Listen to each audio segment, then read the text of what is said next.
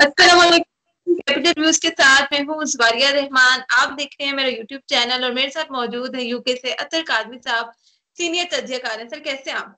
जी बिल्कुल ठीक है, थैंक यू सो मच।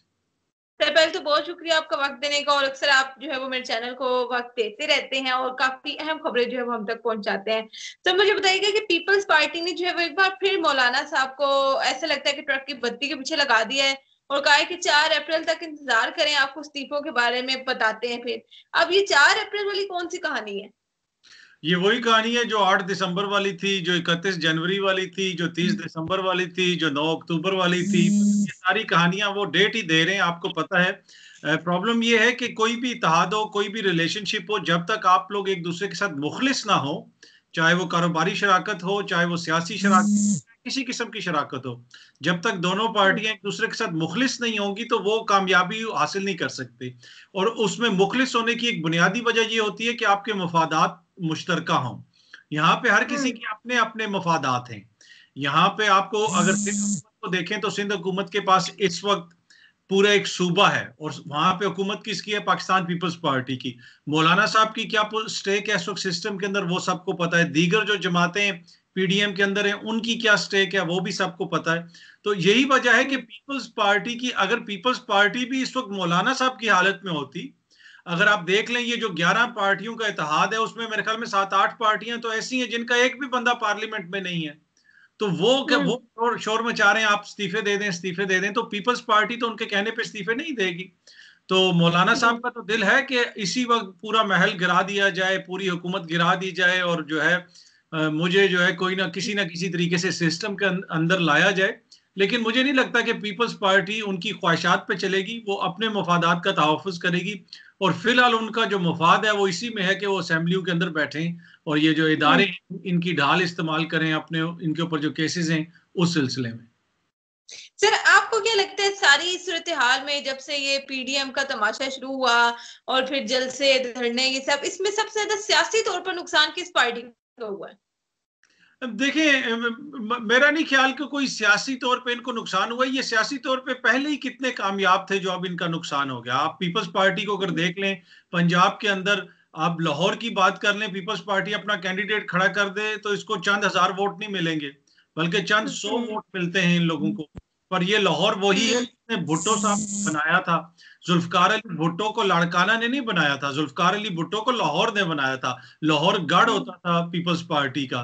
यही हालत आप देख लें दीगर जो जमातों की हैं। आप नून लीग का देख लें, उनका वोट बैंक कम हुआ, उनका लाहौर में वोट बैंक कम हुआ, हर जगह पे उनका वोट बैंक कम हुआ। तो सियासी तौर पे तो इनको कोई नुकसान नहीं। ये तो पहले भी zero zero plus zero plus zero करके इनकी इस वक्त सियासत चल रही है, उसमें जितने मर्जी ये जीरो लगाते रहेंगे तो उसका नुकसान या फायदा इनको कोई नहीं होगा। जो इनकी पोजीशन है वही है। फिलहाल तो मुझे नहीं लगता कि कोई ज्यादा इनको कोई बहुत ज्यादा फायदा हुआ है या कोई बहुत ज्यादा नुकसान हुआ है। वैसे ही ये लोग इस वक्त जीरो की पोजीशन पे हैं। सर हामिद मीर साहब कहते हैं कि पीपल्स पार्टी को निकाल कर बाकी पार्टियों के साथ लॉन्ग मार्च क्यों नहीं हो जाता? आप लोग पीपल्स पार्टी को निकाल दें और बाकी पार्टीज मिलकर लॉन्ग मार्च कर लें। तो क्या लगता है आपको उनकी इस तजवीज पे? और ये भी बताएं कि पीपल्स पार्टी की क्या वाकई ही जरूरत है लॉन्ग मार्च में?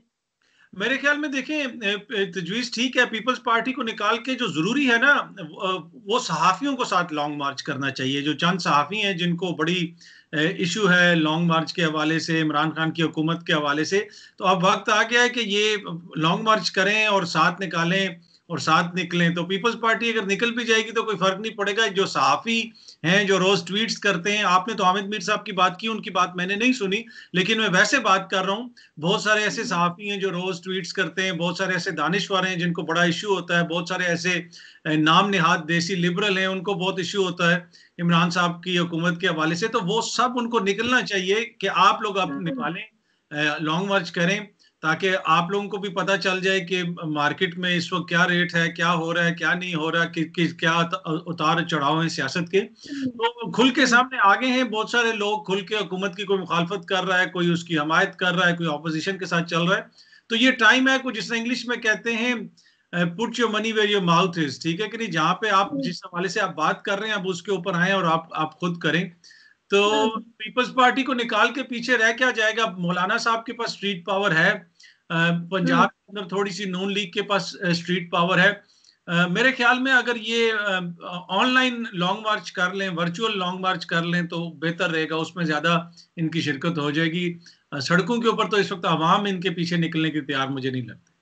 सर, आपने सहाफियों का जिक्र किया कि सहाफियों को साथ मिलाकर जो है वो लॉन्ग मार्च कर ले, और आपका इशारा जो है वो वजीफा खुद सहाफियों की तरफ ही होगा जिन्होंने पूरी पीडीएम तहरीक में जो है वो इनको सपोर्ट किया, ट्वीट्स किए इनके हक में। तो कल जो है वो सलीम साफी साहब मौलाना साहब के पास पेश होते हैं और ट्वीट भी करते हैं कि मैंने पीडीएम की तरफ से फातिहा ख्वानी का कहा, लेकिन मौलाना साहब ने जो है वो हाथ उठाने से इनकार कर दिया। तो इसके बारे में क्या कहेंगे? वो सहाफी तो पहले से ही पीडीएम की फातिहा ख्वानी पढ़ चुके हैं। देखिए, अब ये नहीं पता कि साफी साहब वहां पे गए हैं या मौलाना साहब साफी साहब के पास फातिहा पढ़वाने आए हैं, इसलिए कि मतलब आग तो दोनों तरफ बराबर की लगी हुई थी ना। तो वो तो हो सकता है कि वो लोग फातिहा कर दें, साफी साहब के पास आए हों कि जी आप फातिहा पढ़ लें, पीडीएम तो हमारी नाकाम होगी। वैसे साफी साहब बड़े अच्छे आदमी हैं और मैं पर्सनल उनको जो है समझता हूं कि वो अच्छे सहाफी भी हैं। पर ये इस कॉन्टेक्स्ट में मैं सिर्फ बात कर रहा हूं कि बहुत सारे ऐसे सहाफी हैं जो पहले जो है स्क्रीन के ऊपर बैठ के उन्होंने पीडीएम को बड़ा ऊपर लेके गए कि अब ये हो जाएगा वो हो जाएगा, लेकिन पीडीएम के साथ जो हुआ वो तो हुआ, लेकिन जो सहाफत के साथ हुआ और जो जिस तरह का मौके कुछ लोगों ने इख्तियार किया हुआ था, तो मेरे ख्याल में अब टाइम है कि हम सब जो सहाफी हैं हम सब मिलके अपने जो जो अपने कुछ सीनियर सहाफी हैं उन सब के लिए दुआ करें और हम भी फातिहा पढ़ें और कहें कि अब ऐसी सहाफत जो है ना इसके ऊपर फातिहा पढ़ने का टाइम आ गया है। तो मैं चाहता हूं कि आप भी हाथ उठा लें और ये फातिहा पढ़ लें। बिल्कुल, फातिहा पढ़ लेनी चाहिए इन सहाफियों पे। बहुत शुक्रिया, आपने काफी अहम मालूमात से आगाह किया और वक्त दिया अपना। इंशाल्लाह से दोबारा हफ्ते करूंगी। अपना ख्याल रखिएगा। अल्लाह हाफिज। थैंक यू जी, बहुत शुक्रिया। हेलो।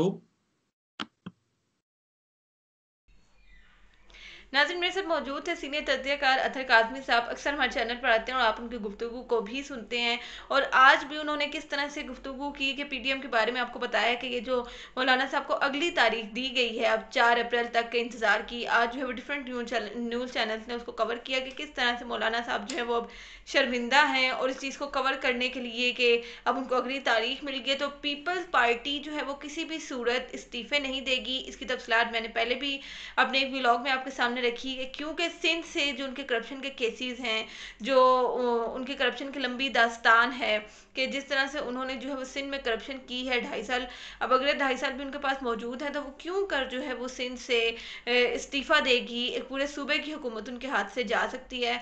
तो ये वही बात है कि मौलाना साहब को ट्रक की बत्ती के पीछे लगा दी है कि आप हमारे साथ लगे रहें, ना हमने इस्तीफे देने हैं, ना लॉन्ग मार्च करना है। और एक तरह से देखा जाए तो पीपल्स पार्टी इस वक्त पीडीएम से निकल चुकी है, और हामिद मीर साहब ने जो तजवीज़ इनको दी है बाकी की 10 जमातों को कि पीपल्स पार्टी की ही ज़रूरत क्यों पड़ गई है, पीपल्स पार्टी के बगैर ही लॉन्ग मार्च कर लें।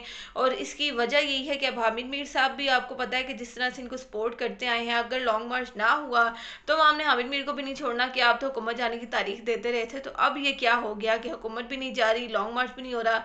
तो हामिद मीर की तजवीज़ को जो है वो पीडीएम किस तरह से कबूल करती है, ये आने वाले दिनों में ही पता लगेगा। वीडियो पसंद आई हो तो लाइक कीजिएगा और कमेंट्स में मुझे अपनी राय का इजहार ज़रूर दीजिएगा। शुक्रिया।